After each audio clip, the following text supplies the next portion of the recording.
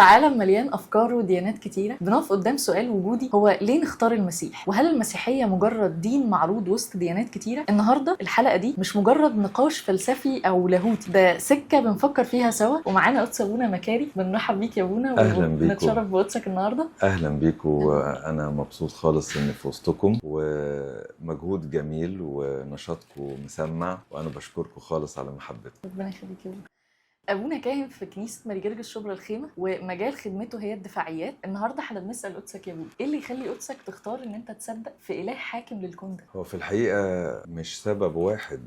الواحد لو فكر في فكرة هل الكون ده ممكن يكون من غير إله، أعتقد في جملة لطيفة أوي أحب أبدأ بيها الحوار. واحد أجنبي كتب كتاب قال إيه، ده اسم كتاب: ليس لدي إيمان كافي للإلحاد. يعني هو بيقارن، بيقول إيه، لو أنا عايز أؤمن إن في إله محتاج كمية إيمان معينة. طب أنا لو عايز أؤمن إن مفيش إله، ده أنا محتاج أضعاف هذا الإيمان عشان أصدق إن كل الجمال ده والكون ده كله جاي صدفة. فالإلحاد أصعب منطقيا. قصة إني عشان أصدق إن في إله ممكن تطول، بس أنا عشان مثلا ألخصها في دقيقتين أو حاجة، في عدة حاجات. أولا عندنا مثلا الخليقة، منين جات الخليقة وإيه بدايتها؟ هيقول لك العناصر أزلية. طب إزاي العناصر أزلية وإحنا عندنا بعض العناصر، يعني مثلا زي اليورانيوم المشع، التطاير والإشعاع ده أكتر حاجة تدل إن العناصر مش أزلية. لأن لو العناصر دي أزلية ما كناش هنلاقي يورانيوم مشع. ليه؟ لأنه مع الزمن بيخلص. طب لما هو مع الزمن بيخلص وأنا جيت لقيت يورانيوم، يبقى إذن هو مش أزلي. لأن لو أزلي ما كانش وصل لنا، لأن الأزل ده مليارات المليارات المليارات التي لا تنتهي. حاجة تانية، طب العناصر دي مين اللي شكلها وعمل بيها أشكال؟ مين اللي عمل جبل ومين اللي عمل بحر ومين اللي عمل؟ النهاردة أنت لو بتمشي في وسط البلد وبعدين بصيتي على فاترينا ولقيتي موديل جميل قوي من اللبس، هل تعتقد إن الموديل ده طلع كده عشوائي؟ اتقص لوحده واتجمع لوحده والألوان اتجمعت لوحدها والخيط اتاخد لوحده ودخل جوه لوحده وعمل نسيج وعمل قماش، والقماش اتقص باترون لوحده واتعمل مقاس لوحده؟ كلام يضحك. أنهي أسهل إن أصدق إن ترزي فصله، ولا أصدق إن هو فصل نفسه بنفسه؟ كم تغييب العقل والاعتماد على شيء داخلي في الإلحاد أضعاف الأضعاف الأضعاف الأضعاف من إن أصدق إني الله هو اللي خلق. ده مش بس كده، العناصر أزلية فرضا هنمشي معاكم لآخر الطريق. طيب مين اللي حط فيها حياة؟ محدش يقدر يقول الحياة أزلية على فكرة، ولا الملحدين بيقولوا كده. لأن معروف إن الأرض مثلا في وقت من الأوقات كانت درجة حرارتها 3000، فلو 3000 يبقى مفيش حياة. مين بقى اللي حول شوية المادة دول؟ مش بس اللي شكلهم ورسم زي موضوع الموديلات ده، لا، مين كمان وضع فيها عنصر جديد مش موجود في الحياة؟ ما ينفعش اني اخترع عنصر مش موجود، لان اللي هيخترعه لازم يبقى هنا الخالق. فالنهاردة دي عناصر شوية مادة، المادة دي قعدنا نتناقش مين اللي شكلها، شكلت نفسها. طب يا عم خلاص شكلت نفسها. مين بقى اللي وضع فيها حاجة مش موجودة اصلا اسمها الحياة؟ مين حطها؟ حطي فوق كده، مين حط فوق هذه العناصر الامور الروحية؟ يعني مثلا في حاجات مش مادة، الإرادة، المشاعر، العقل، الضمير، مين أضاف كل ده؟ وده مش عناصر. يعني هم يقول لك إيه، الحياة جت من العناصر وصدفة وكده يعني. طب العناصر دي إيه؟ شوية صوديوم على بوتاسيوم على حديد على مغنيسيوم على، هل دي هتجيب حاجة اسمها الضمير جوه؟ هل دي هتجيب قدرة عقلية في المنطق وحساب المستقبل وتوقع المستقبل ودراسة الحاضر لمعرفة المستقبل؟ إيه إزاي يعني؟ فده بند واحد او نظريه واحده تثبت وجود الله وتخلي الواحد يرتاح. ما ينفعش الكون ده يكون من غير اله. النظريه دي بيسموها كوزاليتي، السببيه. ايه سبب الخليقه؟ ايه سبب العقل؟ ايه سبب الحياه؟ ده من ضمن الكوزاليتي. كمان يقولوا العلماء ايه سبب الحركه؟ الانسان جواه حركه، وفي حركه لا يستطيع الانسان ان هو يسيطر عليها. محدش يقدر يقول ايه، انا ضربات قلبي سريعه لما هديها شويه. اذا كان في الانسان جواه حركه ليست هو اللي مسؤول عنها ولا يستطيع ان هو يسيطر ولا يتحكم فيها، امال مين المتحكم فيها؟ اذا يقولوا كده، هناك محرك لا يتحرك يبث قدرة الحركة في الكائنات وهو نفسه ثابت. فدي نظرية واحدة فقط اسمها نظرية الكوزاليتي. حطي جنبيها بقى نظريات كتير زي مثلا الإبداع في الخلق، الجمال في الخليقة، الكون متصمم بذكائي بحيث إنه يحقق هدف، كل الكون متناسق إنه يحقق هدف. فبرضه العلماء مفوتوش دي. إزاي مساحة الأرض، حجم الأرض، الدائرية بتاعتها، الطاقة الجاذبة من الشمس للأرض، سرعة الأرض، دوران الأرض، كل دي معادلات على فكرة. لأن لو اختل بند من دول هتبص تلاقي الارض ضاعت ومفيش حياه عليها. فازاي بقى جميع العناصر اللي في الكون اللي تعرفنا ولا ما نعرفهاش كل ده بيخدم على فكره الحياه ونسب الغازات وحاجات كتير. العلماء قعدوا حطوا حوالي 12 نظريه تثبت ان هذا الكون مش ممكن يكون موجود بدون اله. اللي بيفرق معانا اكتر يا بونا كشباب وسط الظروف الصعبه اللي احنا بنعيش فيها، الاله المحب اللي خلقنا ده لما بنشوف الشر والالم اللي موجود في العالم بيكون سبب ان احنا ما نصدقش اصلا في الله اللي موجود. ورسائل كتير بتتبعت لنا فعلا في الصفحه اللي هو احنا في شر انا اتعرضت له في الحياه او ظروف صعبه، ففين ربنا لو هو اللي بيحبني او لو هو فعلا غرضه مصلحتي او غرضه خير.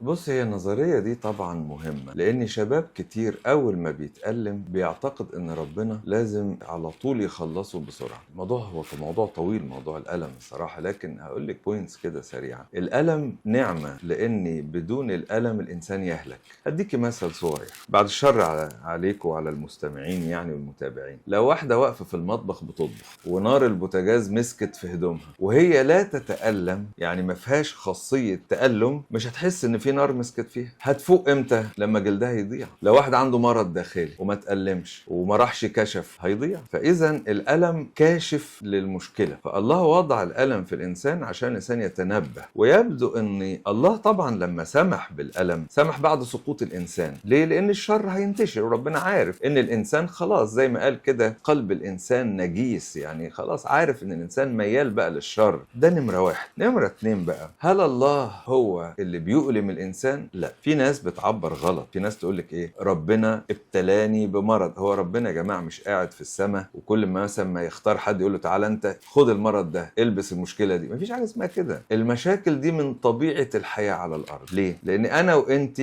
فينا شرور، فانا ربما جوايا ضعف وشر فاذي حد، فالالم جاي مش من الله، الالم جاي من انسان زيه. فنمره واحد، الله لا يسبب الالم وليس هو مصدر الاتعاب، بل بالعكس الله هو اللي بيريح التعب، لكن الاتعاب دي مننا فينا. طيب هتسالي سؤال، طب ليه ربنا ما بيخلصش على المؤذيين فورا؟ لو ربنا خلص على الناس فورا مفيش واحد فينا بلا عيب هيقضي على البشريه كلها. ده هو تنازل وتجسد وتحمل الالم والصليب من اجل انه عيوب البشريه تجد غفران، ولما نجد غفران نقوم نجدد حياتنا مع ربنا. فيبقى ربنا لو هو منتقم وهيخلص على الشر اول باول، اللي طالب هذا الطلب هو اول واحد هيضيع برضه، لانه هو برضه انسان. فالله بما انه عادل زي ما بيسمح ليا انا ان فيا شر وبيستحملني، طب ما برضه زميلي فيه شر وربنا بيستحمله. زي ما انا باخد فرصه هو برضه بياخد فرصه. طيب تقولي لي يعني مثلا كده ربنا غايب عن الحياه خالص؟ اقول لك لا، في تدخلات من الله، بس امتى وكيف هي دي النقطه، البوينتس اللي لازم الشباب يفهم. امتى ربنا بيتدخل من الاول، بس بيتدخل ازاي؟ اما انه يديني انا شويه صبر، ده الصبر ده هيزكي ليك اكليل مجد في السماء، ما حصلش يبقى اداني صبر بحيث اتجاوز. نمره اتنين، ربنا كمان هيسندك في المشكله وهيقول لك تتصرف ازاي وهيديك ارشادات. كمان من خلال الالم ده ربنا هيبني حياتك الروحيه وهيبني طهارتك وبرك. الانسان اول ما بيتالم بيعمل ايه؟ بيصلي. الانسان لما بيتوجع بيلجأ لربنا. عارفه القول الجميل بتاع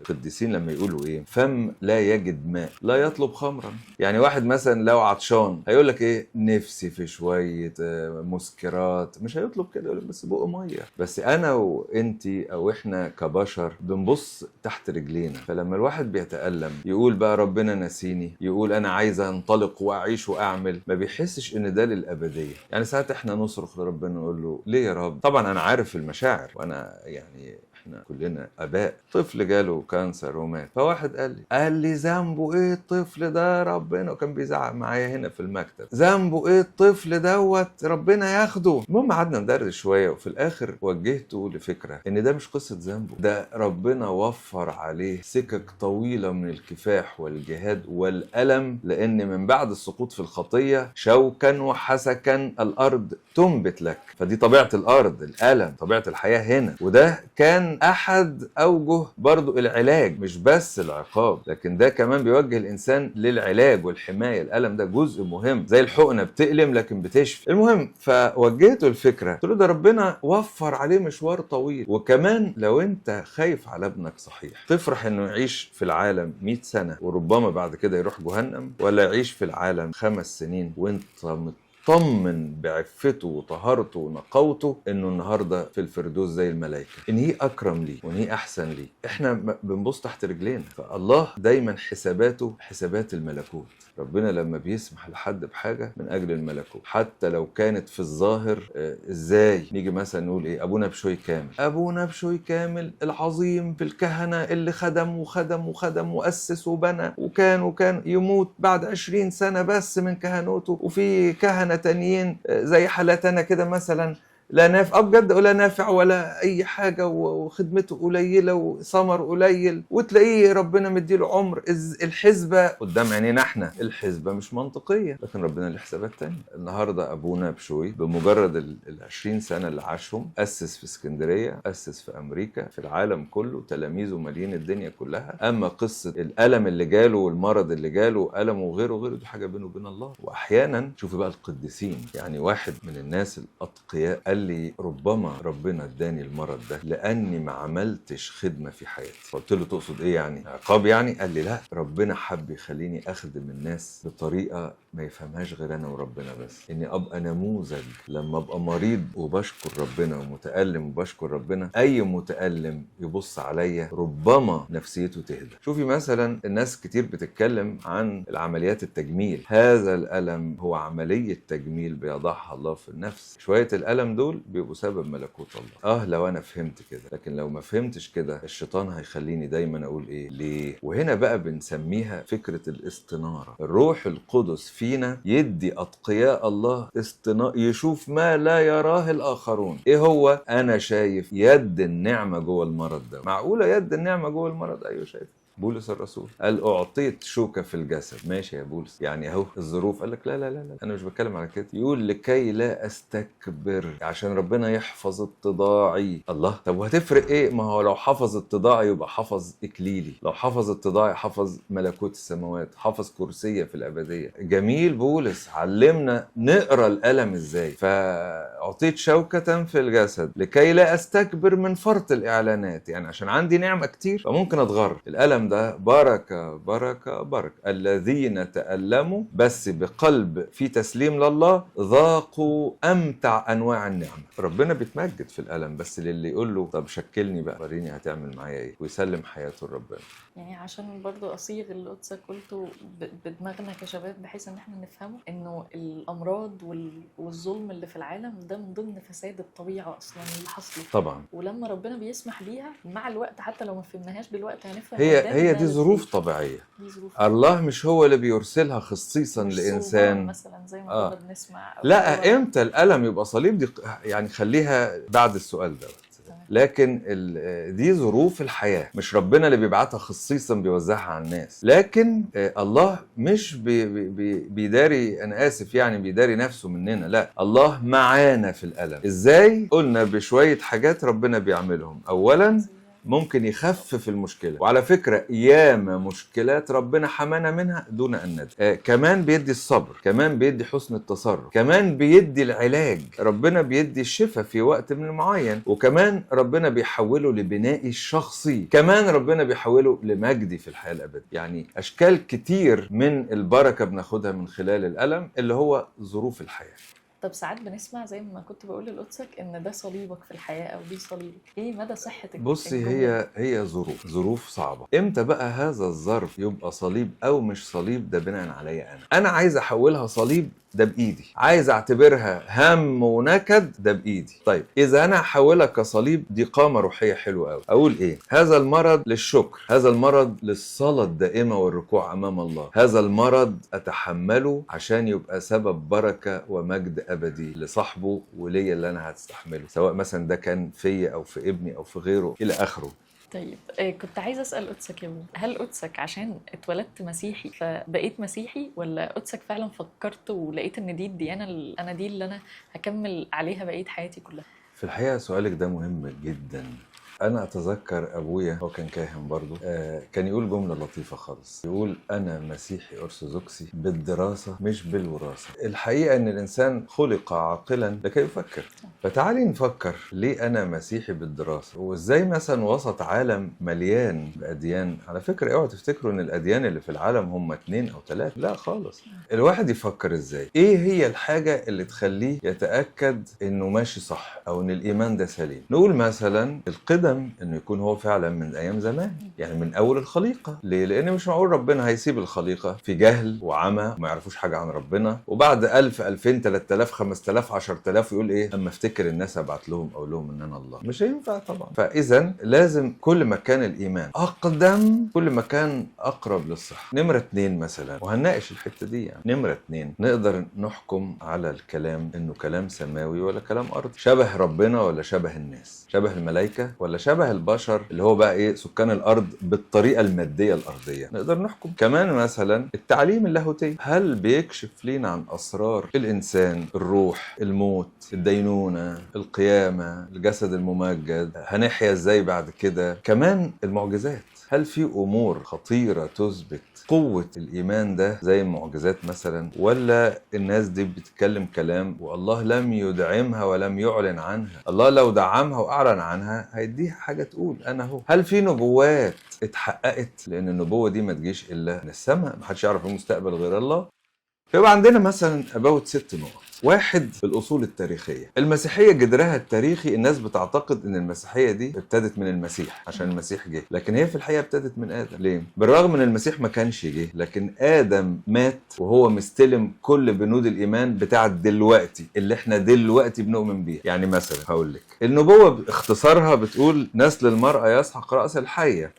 فآدم مات مستني نسل يسحق رأس الحية، فمستني مسيا اللي هو المسيح. ما هو المسيح ده مش اسم المسيح، اسمه يسوع، لكن المسيح ده رسالته ان هو المسيا، ان هو المخلص يعني. فآدم كان مستني مسيا، هيعمل ايه؟ هيسحق الشيطان، وبالتالي هيجيب الحياة ويرجعنا، لان ده كان البشارة بعد ما الانسان اكتئب لان خلاص موتا يموت. وهذا المسيح هيجيب لنا الحياة. طب مش عرفك يا آدم، او انتوا عرفتوا منين ان آدم فهم الدرس وفهم ان دي فيها حياة؟ آدم راح غير اسم مراته، بعد ما كان قال في الاول هذه امرأة، قام راح سماها هذه تدعى حواء. حواء يعني ام الاحياء. طب انت بتقول عليك حكم موت ومتسمي مراتك ام الاحياء، ده دليل انه فهم النبوة. وكمان مستني المسيا ده جاي من مين؟ جاي من امرأة، مش جاي من رجل، فجاي من عذراء. فتخيلوا بقى آدم في حياته قبل ما يموت مستني العذراء، هو ما يعرفش مين هي، مستني المسيح ابن العذراء ما يعرفش مين هو، مستني انه هيسحق رأس الحي او الشيطان وما يعرفش ازاي، مستني الحياة الابدية من المسيح وهو برضه ما يعرفش ازاي. ادي الايمان اللي آدم عاش بيه، هو نفس الايمان بتاع النهارده. المسيح مولود العذراء مريم، تجسد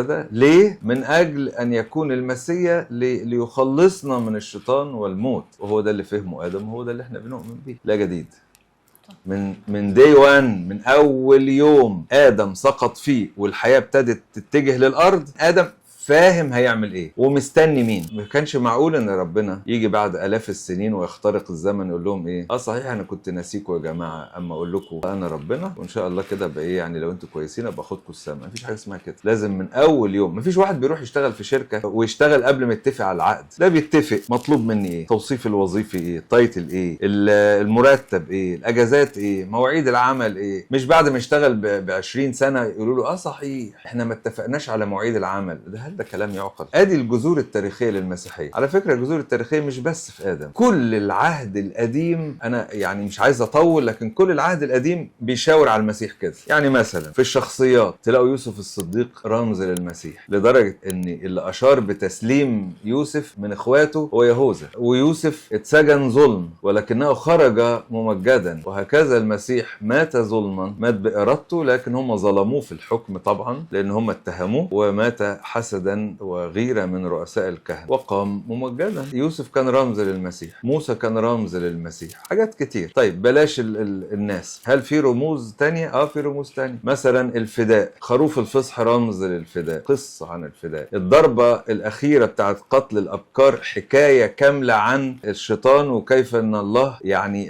ادانا ان احنا نسحق الشيطان بالمسيح، وازاي حتى رشم الدم على العتبة العليا والقائمتين والخروف مذبوح تحت، فيبقى كده دي رمز ايه؟ الصليب. طب واللي هيرشم هذا بالدم علامة الصليب هيحصل ايه؟ البيت ده هينجو من الهلاك. هو ده اللي حاصل فعليا حياتنا كده، اللي هيؤمن بدم المسيح هينجو من الهلاك. طيب مثلا الحية النحاسية، الناس اتلدغت بالعقارب وبتموت، بس اللي بينظر لهذا الصليب اللي عليه الحية هيشفى. هو نفس الشيء، الحية النحاسية رمز للصليب، لأن كما ارتفع المسيح على الصليب فهزم الألم بتاع العقارب أو هزم ألم الموت، فاللي هيبص للحية النحاسية هيشفى. قصص لا تنتهي. غير النبوات بقى دي قصة تانية، دي نمرة 2 بقى، النبوات النصية. مش بس ان الإيمان المسيحي في جذر التاريخ، ده في التاريخ في نبوات نصية. يعني ها العذراء تحبل وتلد ابنا ندعو اسمه عمانوئيل، حاجات كتير طبعا عن المسيح. ده مكان الميلاد. وأنت أيضا يا بيت لحم إفراث لست الصغرى بين رؤساء يهوذا لأن منك يخرج مدبر يرعى شعب إسرائيل. ولما راح هيرودس سأل الكهنة أين يولد المسيح؟ قالوا له في بيت لحم. ليه؟ النبوة قالت كده. طبعا في نبوات بقى عن إيه؟ شوفوا أشعياء يتكلم عن قد إيه الألم وبحبره شفينا وكشاة سيق إلى الذبح إلى آخر كل التفاصيل، لدرجة إن الدارسين أو الشراح يقولوا إن أشعياء ده كأنه كان حاضر الصليب وبيحكي. برضو في نبوة جميلة بتتكلم عن موت المسيح، قد ايه ان اليهود كانوا حاسدينه وغيرة وقالوا ان هو بيسمي نفسه ابن الرب بل نحكم عليه بأبشع ميتة. كمان ان كان هو مشكلة المسيح دي في النبوة انه يقرعنا، يعني يؤنبنا كثيرا. طب ما المسيح كان بيقول الويل لكم ايها الكاتب والفريسيين. فتبص تلاقوا النبوات غريبة جدا متطابقة، حتى يسمي نفسه ابن الرب، وده تعبير غريب ما مش متداول عند اليهود. فلما تيجي النبوة تقول كده والمسيح يجي يقول ان هو ابن الله، ويجي يوحنا 5 يقول ان هم كانوا يريدون ان يقتلوه ليس فقط لانه شفى المفلوج في يوم السبت، ولكنه قال عن نفسه ان الله ابيه معادلا نفسه بالله. متطابقات. فنمرة 1 عندنا جدر تاريخي يصل لايه؟ لاول يوم والبشرية فيه. 2 جدر نبوي، نبوات. حطي ده مطابق لده. على فكرة ان انا لو اكتفيت بالاتنين دول انا كده خلاص واثق في الايمان بتاعي. حاجة ربنا اسسها من اول يوم، وحاجة ربنا ادى بيها نبوات وتحققها. عايز ايه تاني؟ تعالى بقى نشوف نمرة 3 السمات الروحية. الذي من فوق هو فوق الجميع. الآية دي قالها يوحنا المعمدان، وكأنه بيقول قاعدة. سألوه نفس السؤال اللي انت بتسأليه،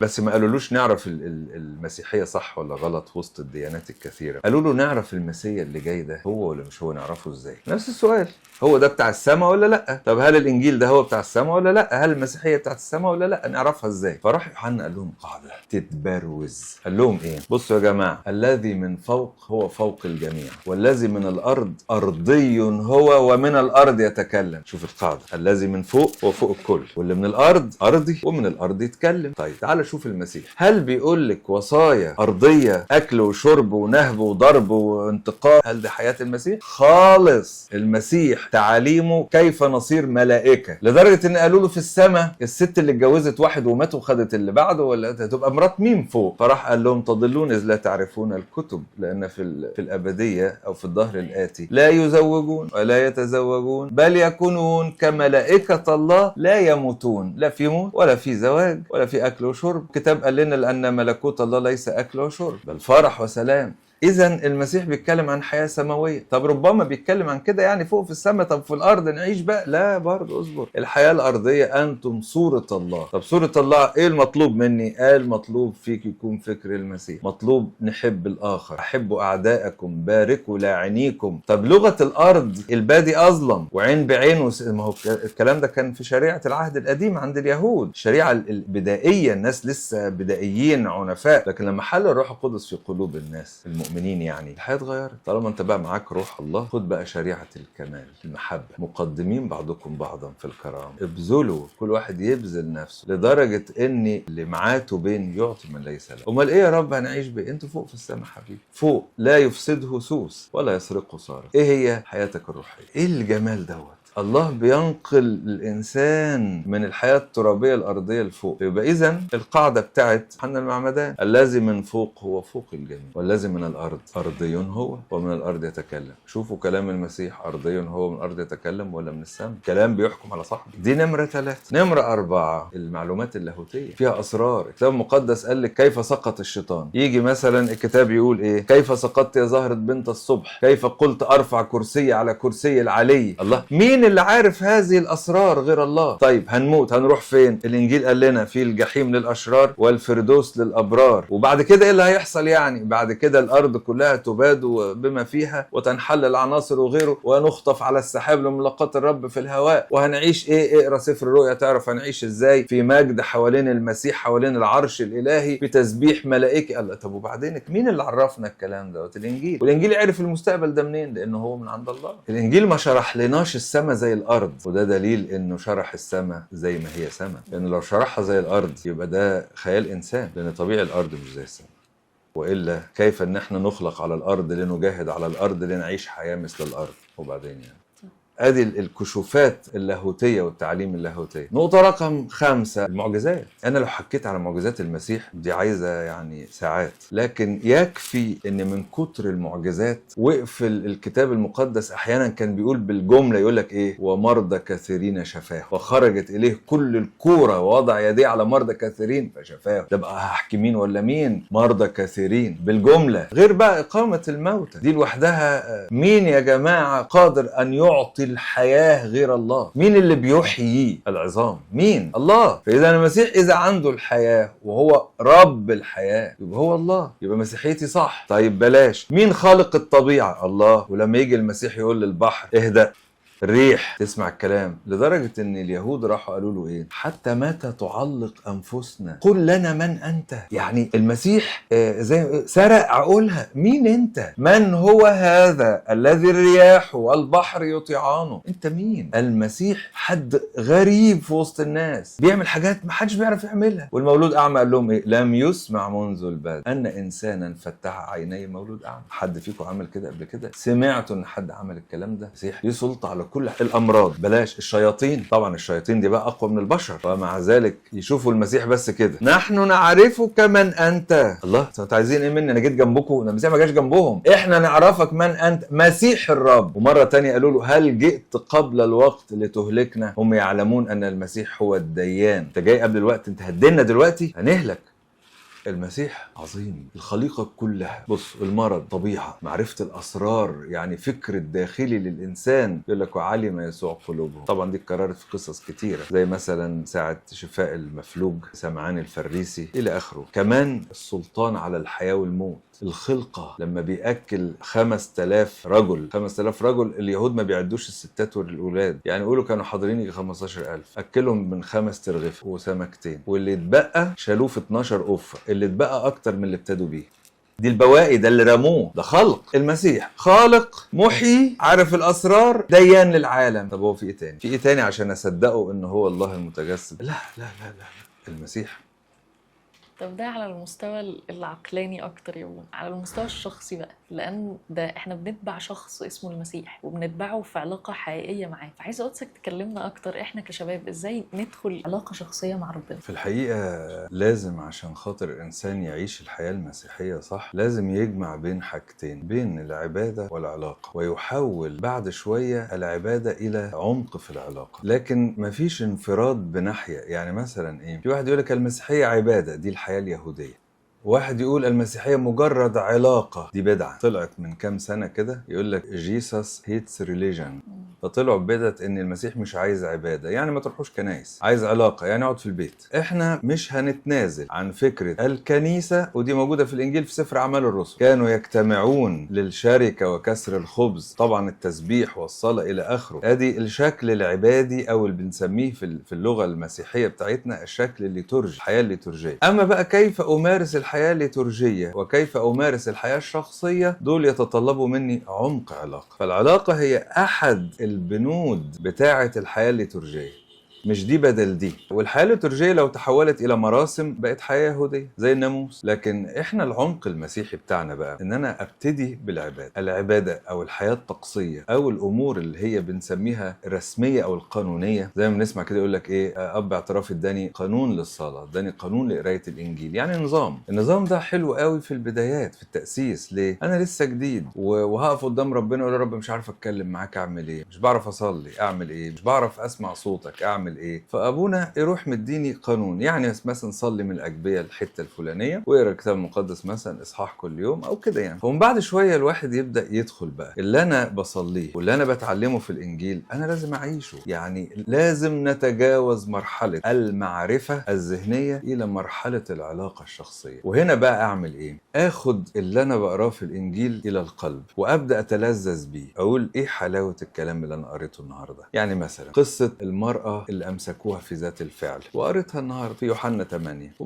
وبعد كده اقول ايه الحلاوه والعمق اللي السماء عايزه تدهوني النهارده، ايه الدرس اللي ربنا بيقوله لي. فابدا افكر قد ايه حنيه ربنا على الخاطي، قد ايه صبر ربنا على الخطاه. طب وانا فين من الحته ديت؟ طب ما انا برضو كان ممكن ربنا يسمح ان يتشهر بيا ومع ذلك ربنا ستر عليا وربنا وقف جنبي. ابدا اشكره واقول له يا رب انت مفيش زيك، قد ايه انت حنين، قد ايه انت سترت زي ما سترت، قد ايه انت مشيت الديانه اللي ممكن يبهدلوني ويقطعوا فيا. والديانه دول ممكن يبقوا بشر وممكن يبقوا شياطين، لان الشيطان سماه الكتاب المقدس المشتكي. فيبدا يقول لي ربنا ده مش ابنك، ده ويقول لي انا جوه نفسي انت مش ابنه، يحطم. فالانسان الروحي ياخد اللي يقراه ويدخله الى عمق، وكل ما ياخد صبر شويه ويطلب من ربنا اكتر يدوس اكتر. زي الفلاح اللي معاه بذره، في واحد يرمي وفي واحد بعد ما يرمي البذره يدرسها، مش يدرسها يعني يستدي، لا يدرسها يعني يغرسها في الارض. فاحيانا كانوا يجيبوا الحيوانات تلعب في الطين كده وهي ماشيه في الطين فتغرس البذور جوه بحيث ان الشمس ما تحرقش البذره، فالميه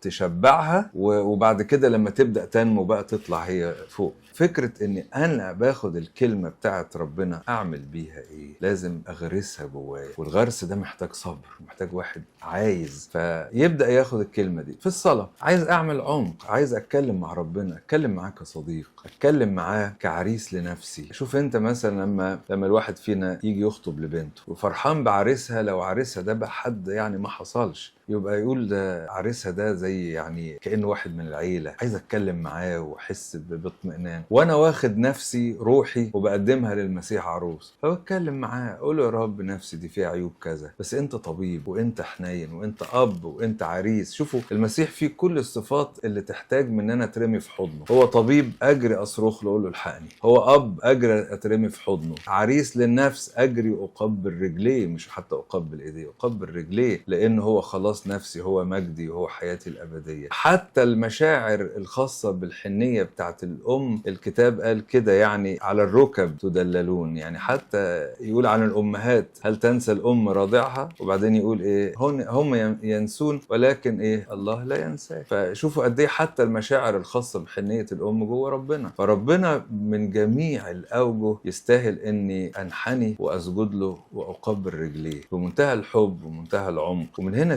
تبدأ العلاقة، مش تنتهي، تبدأ العلاقة. بعد كده ربنا يبقى هو كل في الكل، هو أول حاجة في حياتي، وهو المعيار اللي بوزن بيه كل قراراتي، السند اللي دايما بلجأ له، هو الونس. يعني كنت بدردش مع مجموعة شباب رايحين مشوار بس السفرية طويلة، يا أولاد خدوا السفرية كده اسمعوا فيها حاجة، اسمعوا حتة قداس، ترنيمة جميلة، هتعيشوا شوية مع ربنا كده. لا الأغاني ومش على فكرة الأغاني طبعا الشباب بيعافر أغاني صح وغلط وصح وهكذا، لكن هي في الحقيقة مش هنضطر نحكم او نقيم على الاغنيه لو انا شبعان بربنا. انا اصلا مش هحتاج اضيع وقت، ممكن اسمع شويه موسيقى وسيبني بقى الفكري ان انا في الموسيقى الهاديه دي انا بتامل، بكلم ربنا، بشكي له، بحكي له، تبص تلاقي نفسك ارتحت والروح القدس ملاك فرح عظيم جدا وبقيت مبتهج ومطمن وعندك سلام. اللي ده مش هيجرب يدوق بره، اللي ده اكله حلوه مش هيجرب اكل الشارع او اكل وحش. فاذا دقنا المسيح صح عمرنا ما هنسيبه، اذا دقنا عشره القديسين صح عمرنا ما هنسيبها. طب كنت عايزه اسال قدسك يا ابونا، عشان قدسك قلت حته حته مهمه قوي، حته ان انا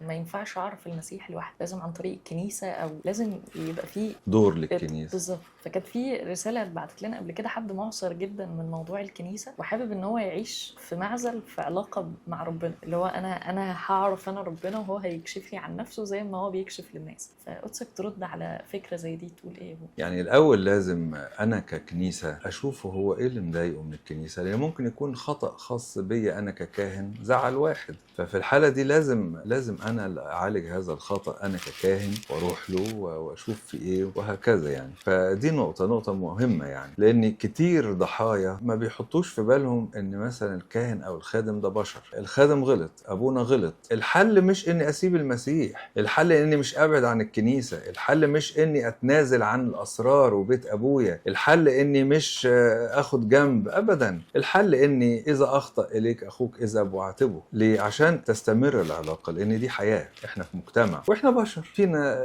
وقت ضعف وفينا لحظات خطيه وسقوط والى اخره. والصديق يسقط 7 مرات في اليوم، ومن منكم بلا خطيه، فما فيش واحد بلا خطيه. ربما الخطيه دي تكون عندي انا النهارده، يتاثر بيها ابني بس ما يطفش من الكنيسه، صعب خالص، لانه بيبيع حياته. عامل زي ايه؟ ولد صحي الصبح لقى امه خدت اخواته مثلا وخرجت، فيقول لك بقى كده يعني سابتني انا، طب هنتحر. الله، يعني ازعل ماشي اوكي، لكن عشان جرح او زعل او حاجه انت فاهمها غلط، او موقف ربما تصرف مثلا معين من حد تاني زعلك، وقمت ضيع ابديتك كلها، ضيع حياتك كلها، ما ينفعش. الحاجة التانية بقى، الإنسان اللي بيعتقد إن الكنيسة ممكن يكون ملهاش دور في حياته، هو المسيح اللي قال مش أنا. يعني السيد المسيح هو بنفسه اللي قال على سر التناول يعطى لغفران الخطايا وحياة أبدية. طب إحنا نقول له لا أنت كذاب. طب هيجي اللي هياخد التناول هياخده من البيت ولا هياخده من الكنيسة؟ طيب الاعتراف، من غفرتم خطاياه غفرت لهم. طب أنا عايز خطايا تتغفر، فهروح للكنيسة أقول لهم أنا عايز أعترف. فإذا كان المسيح نفسه هو اللي حط الكنيسة، أنا هطلع أعلى من المسيح وأعدل عليه وأقول له لا أنت غلطان، خلي الكنيسة دي للناس، أنا ليا هاخد اللي أنت عايزه ده بس هاخده من البيت؟ ما يعني ما اقدرش انا اتجاوز ده. ابونا ابراهيم لما كان يقف يكلم ربنا كان يقول له شرعت اكلم المولى وانا تراب ورماد. هو حط فريم للعلاقه بين الانسان وربنا، مهما كانت المحبه لازم تعرف ان انت تراب ورماد، واللي يقوله ربنا يمشي. ما ينفعش اللي اقوله انا امشي، اللي يقوله ربنا هو اللي يمشي. فاذا كان الكنيسه بتقدم للمعموديه وبتقدم للاسرار، وتعال نشوف سفر اعمال الرسل، هتبص تلاقي الكنيسه كلها الناس تعمدت على ايد الرسل، الناس خدت حلول الروح القدس، اسرار يعني ميرون على ايد الروح القدس، الناس كانت بتحضر في الشركه وكسر الخبز على ايد الرسل. الله، طب كنيسه اهي. وبولس الرسول طبعا في الحكاوي كلها ان مثلا مش عارف اسكندر الحداد صنع بيه شرور، ده مجتمع كنسي. فانا النهارده هاجي الغي المجتمع ده اقول لا مفيش حاجه اسمها كنيسه؟ طب ما كان كل واحد قاعد في بيتهم وخلاص، امال الناس دي كانت جايه الكنيسه ليه؟ دي حاجه. الحاجه الثانيه، لازم الانسان عموما بقى، مش في قصه الكنيسه، لازم الانسان يتجاوز المعوقات. لازم الانسان اللي بينسحب ده مؤشر مش كويس. ليه؟ انا في علاقتي في بيتي هلاقي معوقات، اروح منسحب من بيتي ولامم شنطتي وسايب بابا وماما، او هروح قافل على نفسي اوضتي وهنعزل. في الشغل حصل معوقات، هعمل ايه؟ افضل اسيب الشغل كل يومين اقدم استقاله؟ ده كلام صعب. الانسان المنسحب هو انسان غير متدرب على المواجهه، وان الواحد يفوت شويه، وان الواحد ممكن يعاتب ويكسب الناس او يوضح وجهه نظره، او لازم يعرف يواجه المجتمع بمشاكله بضيقاته بمعوقاته، ويحول اي صخره قدامه الى سلمه. يعني صخور قدامنا، الشاطر بقى اللي يقول ايه؟ انا اعتبرها سلمه، احط رجلي واطلع اعلى شويه. بقى لو انت ماشي كده ستريت ولقيت صخره هتعمل ايه؟ هتضطر تشيلها. طب مش قادر تشيلها، اعملها سلمه. ازاي؟ يعني مثلا انا لقيت في الكنيسه مشكله ما، فممكن الواحد يتضايق شويه، يوم يومين، بعد كده يقول لنفسه ايه؟ طيب انا هفضل كده خلاص، انا ممكن اختار مجال للخدمه يكون مفهوش الصراع ده، او اني مثلا ابونا طب اختار اب اعتراف مثلا بالمواصفات اللي تناسبني كشخصيه. يبقى انا حولت المشكله الى سلمه. ليه؟ وجدت اب اعتراف بس بعد تدقيق بقى بالخبره اللي خدتها في المشكله الاولانيه، او وجدت مجال للخدمه بعد الخبره اللي واجهتها وهكذا. وعندنا ناس بتخدم جوه الكنيسه في مجالات بسيطه قوي. ليه؟ في ناس كده تقول لك انا ما بحبش الزحمه في الخدمه، هو حر وحلو، بس المهم انه جوه الكنيسه بيخدم خدمات ايه بقى. اعرف واحد يعني يقول لي ابونا بيديني، يعني كل ما اروح له كده كل اسبوع اصلي معاه، يروح وهو خارج يديله بيت وعنوان، ومثلا اذا كان بركه هيبعتها او حاجه، وهو مروح تاني يوم يروح يقول لهم مثلا ايه، انا كنت عند ابونا وبيسلم عليك وبعت لك الكتاب دوت وبعت لك الشنطه ديت وبعت كذا وكذا وكذا وكذا. ففي خدمات كتير، بس ما نسيبش الكنيسه، ما نسيبش الكنيسه. طب كنت عايزه اسال قدسك يا ابونا، ايه اكتر فكره مغلوطه قدسك بتشوفها وسط الشباب عن ربنا؟ بصي، هو في فكرة خطيرة جدا، اعتبار الحياة الروحية والعلاقة مع ربنا بالاعتبار الناموسي. يعني ايه؟ فكرة يعني من رواسب الفكر اليهودي. انا عارف ان النهاردة الشاب مش قاري يهوديات ولا ان هو بيقلدهم، بس هي دي طبيعة الانسان، فاكر انه بيراضي ربنا بشوية قوانين كده بينفذها. يعني ايه؟ ممكن ابقى ماشي غلط ليل نهار، مثلا حياتي مش مقدسة، لساني مش كويس، طبيعتي مش حلوة، مش بصلي كتير، مش بعرف، مفيش في القلب خوف الله، مفيش. لكن لا، بص يا بون، انا بعترف كل شهر او كل شهرين، تناول كل اسبوع او اسبوعين، وربنا عايز ايه تاني؟ ايه يا جماعه ده؟ يا جماعه الله ما هواش يعني انا اسف بشر يضحك عليه بشويه اعمال. يعني ان مثلا عشان بعترف له، هو قصه، هو ربنا طالب ان قلب الانسان، يا ابني اعطيني قلبك. ربنا بيحبنا وعايزك انت تحبه، لان مكافاه محبتي لله عظيمه جدا. مكافاه محبتي لله ان هبقى عضو نشط وعامل ونامي ومقدس في جسده المقدس. فالمكافأة دي هتعود عليا أنا مش عليه هو. فربنا نفسه إني أنا أحبه. القصة مش طردية، لأن ياما ناس، بعد الشر على كل الناس، هتقف في اليوم الأخير تخبط على باب ربنا وتقول له يا رب افتح لنا، ويقول لهم خلاص، ويقولوا له يا رب باسمك صنعنا معجزات، وباسمك تنبأنا، أكلنا وشربنا قدامك، وعلمت في شوارعنا، يعني كنا شايفينك كده وكل حاجة. يقول لهم إني لا أعرفكم. أصل الله مش بيضحك عليه بمجموعة طقوس أو تصرفات. الطقوس في عمقها هي حياة مع الله، مش مجرد ترضيات لله. بدليل ان الطقس ممكن احنا نبدل فيه حاجة، ممكن يبقى فيه لحن في القداس مثلا في يوم ما نقولوش، ما فيهاش حاجة، ما فيهاش مشكلة يعني، خدت بالك؟ فالقصة ان الطقس ده معمول عشان انا اعرف احب الله، مش بدل الحب. يعني فرق كبير اني بنفذ الطقوس بدل المحبة وكده هيضحك عليه، وفرق كبير اني بستخدم الطقس لاني اخد قلبي بايدي وانزل الى عمق الحب الالهي. الطقس يعلمني الوقفة، تعلمني الصبر، والسجود يعلمني الخشوع والحب وعناق الله. السجود ده نوع من العناق، يعني تغميض العين والتأمل. اللحن يعلمني العمق والمشاعر وكثرة الصلوات، لأن فترة اللحن أحيانا تبقى طويلة، في ناس تحب تقول وناس ممكن يبقى تعبان فياخدها صلاة وتأمل. يعني الطقس يغير حياتي. الطقس هو مقصود بيه أني أحيا مستمتع بالله، مش بدل الحياة مع الله. طيب اخر سؤال يا ابونا، احنا خدنا من وقت قدسك كتير خالص، النهارده. انا مبسوط، خدت بركه. ربنا يخليك. لو في حد مسيحي وشاكك في ربنا او شاكك في كل الحاجات دي، او هو شخصيا مثلا بيفكر ومش عارف يوصل للحقيقه، قدسك تنصحه بايه او يبدا منين يدور؟ بصي، في بوينتس كتير قوي في الحته دي. اولا، مش من الصح اني انا مش دارس إيماني وأبدأ أني أسمع المناقض لإيماني. إزاي أنا بسمع ما ينقض فكرة وأنا أصلا ما أعرفش الفكرة؟ أولادنا عندهم شغف، ودي طبيعة الإنسان، يعني لما يلاقي حد بيناقضه يسمعه. بس أنت ما درستش أصلا، أنت مش واقف على أرض صلبة. لما تقف على أرض صلبة وتدرس إيمانك كويس وتشبع، وبعد كده تقول إيه؟ طب اللي مش عاجبه الإيمان بيقولوا إيه؟ لأنك دارس. فنمرة واحد، أشبع أنا الأول. نمرة اتنين بقى، الإنسان اللي متشكك أحيانا بيبقى عنده مشكلة ذهنية أو مشكلة نفسية. إيه هي؟ في واحد ذهنه دايما متعالي على أي حاجة، فلو شايف إن ناس كتير عندها إيمان بالله، أنا أعلى منكم، أنتوا كلكم مضحوك عليكم، انتوا كلكم ماشيين في سكة اهاليكم، انا بقى عندي الجديد. المشكلة النفسية التانية بقى، ان في واحد من جواه حاسس دايما لا مفيش حاجة كده، ده ليه ما نكونش احنا مخدوعين؟ ليه ما نكونش احنا مضحوك علينا؟ انتوا كلكم طيبين. في احاسيس من جوه كده مفيش ربنا. احيانا مثلا واحد يسأل عن وجود الله، فتديله اثبات واثنين وثلاثة واربعة وخمس وست وسبعة وثمانية وتسعة وعشرة. انت متخيلة؟ انا بتكلم هذا العدد فعليا يعني. وبعدين يقولك ايه؟